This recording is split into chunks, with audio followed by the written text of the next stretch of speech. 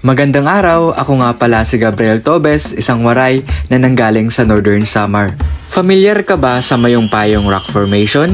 O di kaya yung rock formation na hugis Skiffy o mas kilala sa tawag na Binabaladawan Rock Formation.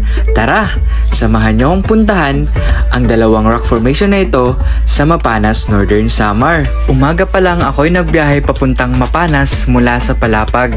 Kasama ko ang aking kaibigan na si Christian J. Talagang sa biyahe pa lang mabubusog na ang iyong mga mata sa mga magagandang tanawin dito.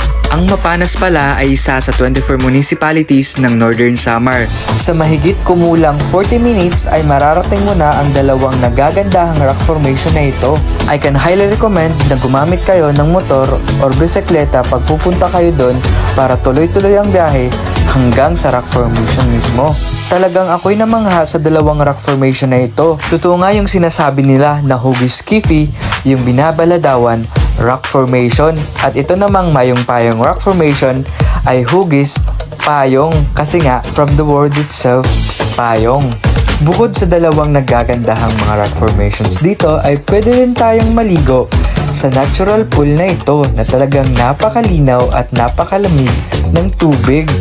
Ako nga ulit si Gab Tobes and this is Gab Ventures. Hanggang sa muli!